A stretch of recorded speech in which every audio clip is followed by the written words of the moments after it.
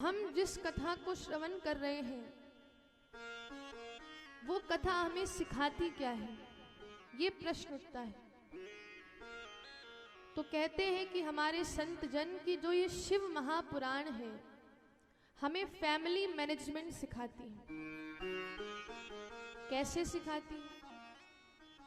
अब आप देखिए कि हमारे भोलेनाथ का जो परिवार है कितना विचित्र है कि हमारे भोले बाबा की सवारी क्या है? क्या है? बैल है। और पार्वती मैया की सवारी क्या है? शेर है, सिंह है। यदि हम जंगल में एक बैल और एक सिंह को एक साथ रख दें तो क्या होगा? सिंह बैल को खा जाएगा। पर भोलेनाथ का इतना सुंदर सिस्टम है, मैनेजमेंट इतना सुंदर है कि बैल और वो सिंह एक साथ रह रहे हैं बड़े प्रेम से। गणेश की सवारी क्या है? चूहा है। हमारे शिव शंकर के गले में क्या है? सर्प है। कार्तिकेय जी की सवारी क्या है? मोर है। तो कहते हैं कि जो मोर और सर्प इनकी कभी बनती नहीं है, दोनों एक दूसरे के कट्टर दुश्मन हैं। अगर दोनों को एक साथ छोड़ दें तो एक दूसरे को ये मार काट खाएं। पर शंकर भगवान ने इन दोनों को भी एक साथ रख दिया। दोनों एक साथ रह रहे हैं, सिंह भी रह रहा है, बैल भी, चूहा भी और मयूर भी। सर्प जो जिस सबको काटता है, विष देता है, उस विषधर को भी हमारे भोलेनाथ ने अपने गले में धारण किया। तो ऐसे हमारे भोलेनाथ हैं जिन्होंने इतना सुंदर फैमिली मैनेजमेंट बनाया है। उनके परिवार में कभी लड़ाई नहीं होती है। और यदि हमें फैमिली मैनेजमेंट सीखना है तो हमें भोलेनाथ के परिवार से सीखना चाहिए। भोलेनाथ का देखिए परिवार ऐसा परिवार है, शिव परिवार, जिसकी पूजा हर जगह होती है। परिवार के हर सदस्य की पूजा होती है। आपने देखा होगा गणेश जी की भी पूजा होती है, कार्तिकेय जी की भी, सर्प की भी पूजा होती है, चंद्रमा की भी पूजा होती है। तो शिव के परिवार में जो भी है उस हर व्यक्ति की, उस हर जीव की, उस हर पशु की पूजा भगवान शिव के मैनेजमेंट के कारण होती है। परंतु आज का जो ये संसार है कैसा है? हम लोग इतने पढ़े लिखे हैं, इतने ज्ञानी हैं, फिर भी हम अपने ही परिवार वालों से लड़ते हैं। भाई भाई से लड़ रहा है, बेटे जो पुत्र हैं वो अपने माता पिता को सता रहे हैं। और लड़ भी क्यों रहे हैं? एक छोटी सी जमीन के लिए।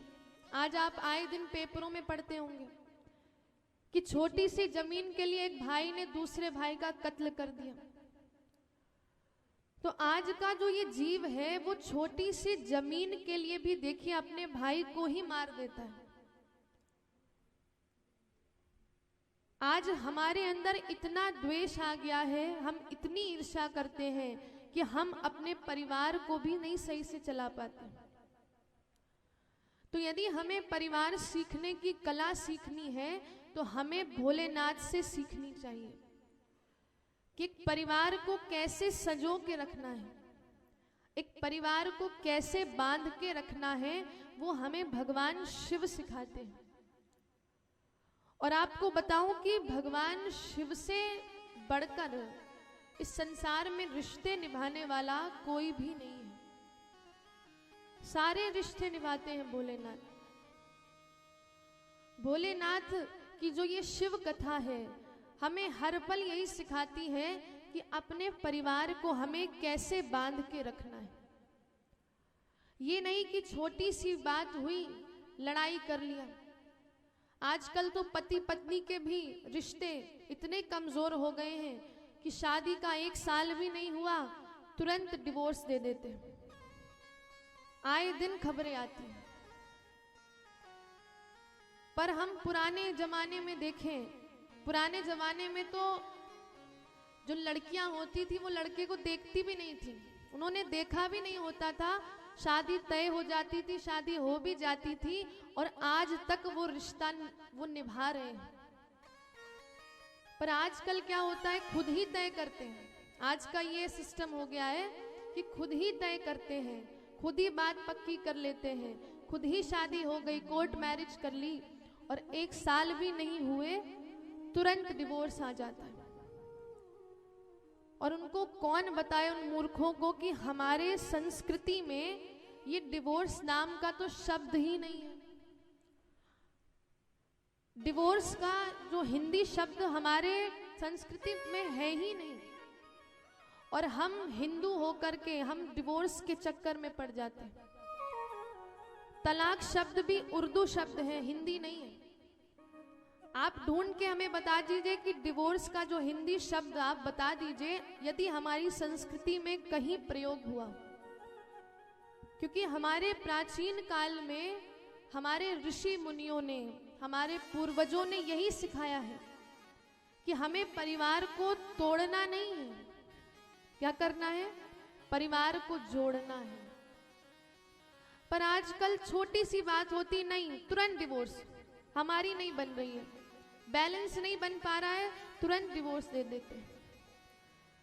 किसी ने कुछ छोटी सी बात कह दी, इतने में ही लड़ाई झगड़ा, तुरंत जमीन का बंटवारा हो जाता है।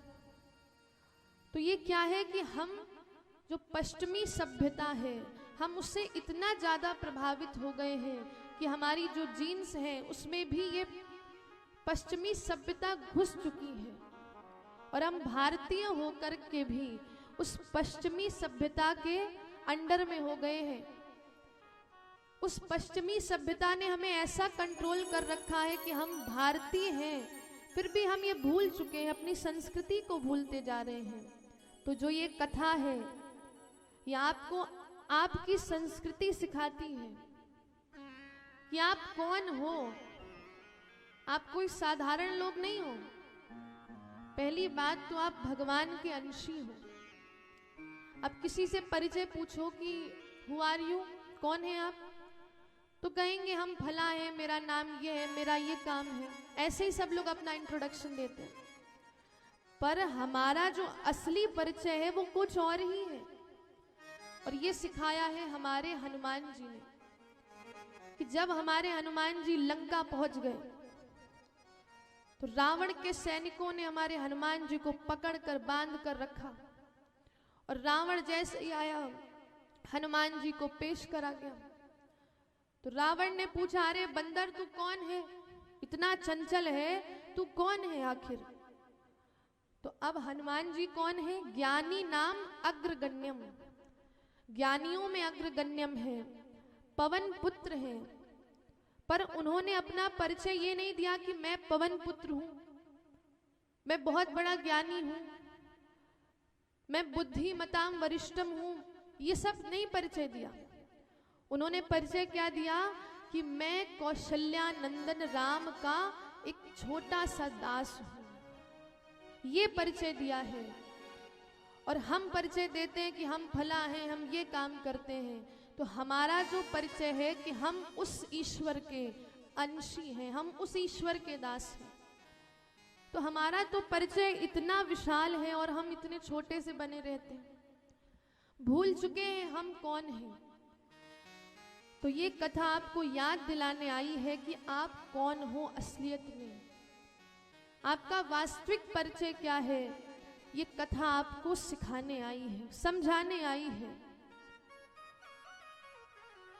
तो इसलिए ये जो कथा है आपको यही सिखाएगी कि आप हो कौन, आप भगवान के ही अंशी हो।